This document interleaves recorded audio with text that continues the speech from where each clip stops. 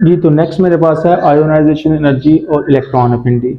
Ionisation energy को पहले discuss करते हैं। आयोनाइजेशन एनर्जी से क्या मुराद है? फॉर एग्जाम्पल मेरे पास एक एटम है, इसका एटॉमिक नंबर 15 है। उसमें इलेक्ट्रॉन और प्रोटॉन की तादाद डेफिनेटली 15-15 होगी। प्रोटॉन न्यूक्लियस के अंदर चले जाएंगे और इलेक्ट्रॉन की विद रिस्पेक्ट टू शेल्स ये तरतीब आ जाएगी। अब देखें, एक्चुअल न्यूक्लियस का चार्ज जो है वो 15 न्यूटन है। हमने शील्डिंग इफेक्ट में ये बात डिस्कस की है कि 15 न्यूटन फोर्स से ये न्यूक्लियस इलेक्ट्रॉन को कोशिश कर रहे हैं। लेकिन जो सबसे लास्ट वाले शेल में यानी कि वैलेंस शेल में मौजूद इलेक्ट्रॉन है वो असल चार्ज से वो कम चार्ज फील कर लेंगे, जिसको हमने शील्डिंग इफेक्ट बोला था।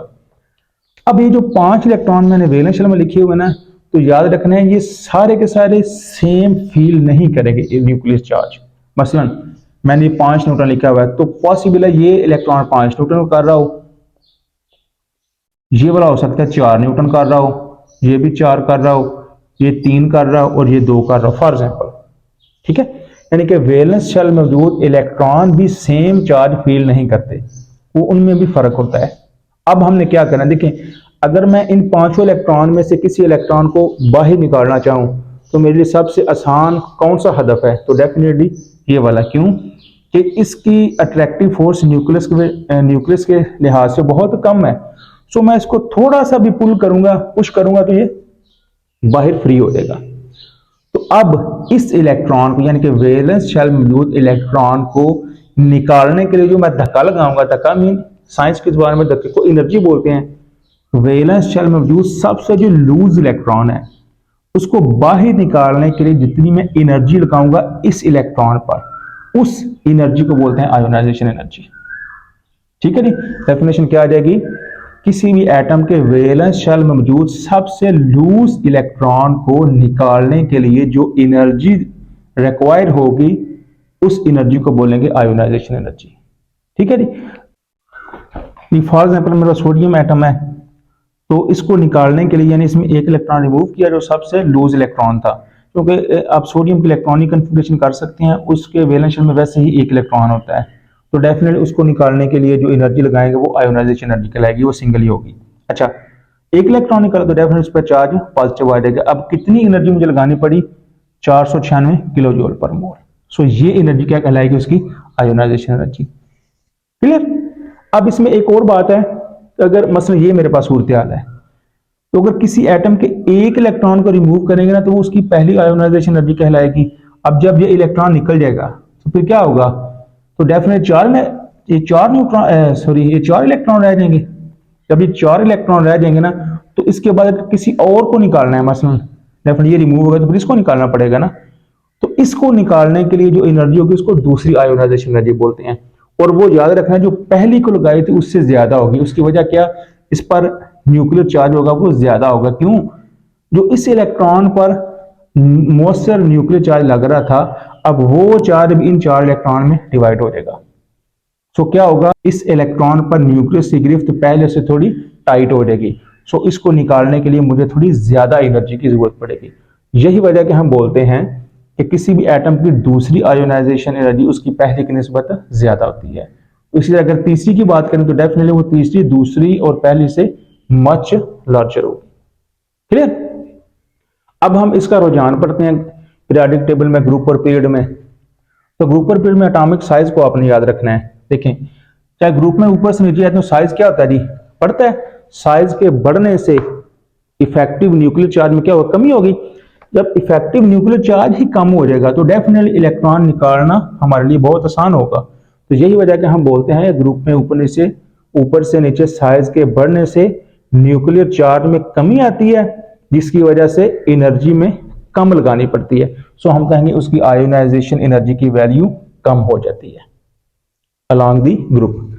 अगर हम पीरियड की बात करें, पीरियड में इफेक्टिव न्यूक्लियर चार्ज में अजाफा होगा। जब अजाफा हो जाएगा तो डेफिनेटली न्यूक्लियस की गिरफ्त वैलेंस शेल में मौजूद इलेक्ट्रॉन पर ज्यादा हो जाएगी। सो इलेक्ट्रॉन निकालना हमारे लिए मुश्किल होगा, तो डेफिनेटली हमें एनर्जी ज्यादा लगानी पड़ेगी। सो हम कहेंगे कि आयोनाइजेशन एनर्जी की वैल्यू अलोंग द पीरियड बढ़ती है। क्लियर? सो ये मेरे पास आयोनाइजेशन एनर्जी का टॉपिक था। ये नेक्स्ट मेरे पास है इलेक्ट्रॉन एफिनिटी। इलेक्ट्रॉन एफिनिटी से क्या मुराद है? आयोनाइजेशन एनर्जी की अगर समझ आ गई तो इलेक्ट्रॉन एफिनिटी बिल्कुल ऑलमोस्ट उससे मिलता जुलता ही टॉपिक है। क्या? आयोनाइजेशन एनर्जी में हमने इलेक्ट्रॉन को निकालने के लिए जो एनर्जी लगाई थी वो आयोनाइजेशन एनर्जी थी। इलेक्ट्रॉन एफिनिटी उसके उल्टा है। क्या? तो फॉर एग्जाम्पल एक बाहर कोई इलेक्ट्रॉन पड़ा हुआ है फ्री। अच्छा, ये फ्री ऐसा नहीं कि वैसे घूम रहा है, ये भी किसी एटम का होता है, पर आप फर्ज कर लें कि ये फ्री इलेक्ट्रॉन पड़ा हुआ है। अब हमने क्या करना है, बजाय इलेक्ट्रॉन निकालने के ना, इस इलेक्ट्रॉन को किसी एटम के वैलेंस शेल में दाखिल करना है। तो डेफिनेटली हमें क्या करना पड़ेगा, वही धक्का लगाना पड़ेगा, और धक्के को साइंस की जुबान में एनर्जी बोलते हैं।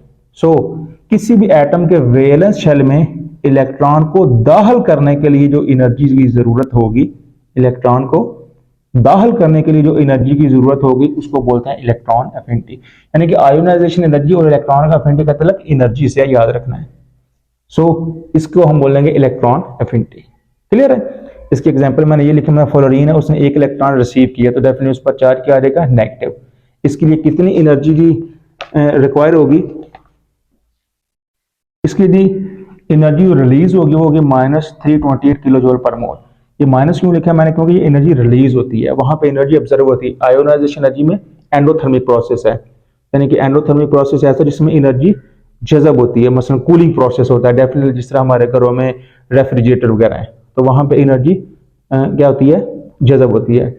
और यहाँ पे एनर्जी वेस्ट होती है, जैसा कि हीटिंग प्रोसेस है, अगर आप घर में कुछ चाय वगैरह पका रहे हो तो डेफिनेटली वहां पे एनर्जी वेस्ट हो रही होती है। सो यहाँ पे एनर्जी वेस्ट होगी, इस वजह से हम यहाँ पे हमें क्या लिखा है, माइनस। ये एक्सोथर्मिक प्रोसेस है, ठीक है जी। सो ये मेरे पास इलेक्ट्रॉन एफिनिटी आ गया। अब हम सेम उसका रुझान पढ़ते हैं ग्रुप और पीरियड में। आयोनाइजेशन एनर्जी और इलेक्ट्रॉन का एफिनिटी का ट्रेंड ग्रुप और पीरियड में सेम है। जिसको एटॉमिक साइज की समझ आ गई, उसके लिए चीजें याद रखना बिल्कुल ईजी होगा। क्या?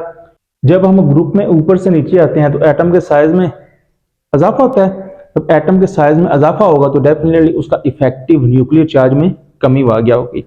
जब उसका न्यूक्लियर चार्ज में कमी वाक़ हो जाएगी तो डेफिनेटली इलेक्ट्रॉन दाखिल करना भी आसान और निकालना भी आसान। सो इलेक्ट्रॉन एफिनिटी की वैल्यू हमारे पास कम होती जाएगी क्योंकि चार्ज कम हो रहा है। क्लियर? तो हम कहेंगे ग्रुप में इलेक्ट्रॉन एफिनिटी और आयोनाइजेशन एनर्जी की दोनों की वैल्यू क्या आती है, कम होती है। जब हम पीरियड की बात करते हैं लेफ्ट से राइट, तो क्या होता है, साइज में कमी वाक़ आती है। जब साइज में कमी वाक़ होगी तो डेफिनेटली चार्ज में ज्यादती होगी, चार्ज बढ़ेगा। जब चार्ज बढ़ेगा तो डेफिनेटली इलेक्ट्रॉन निकालना भी मुश्किल और दाखिल करना भी मुश्किल, यानी कि एनर्जी की हमें ज्यादा जरूरत पड़ेगी। सो हम कहेंगे आयोनाइजेशन एनर्जी और इलेक्ट्रॉन एफिनिटी दोनों की वैल्यू अलोंग द पीरियड बढ़ती है, ठीक है जी। सो ये मेरे पास आयोनाइजेशन एनर्जी और इलेक्ट्रॉन एफिनिटी का टॉपिक था।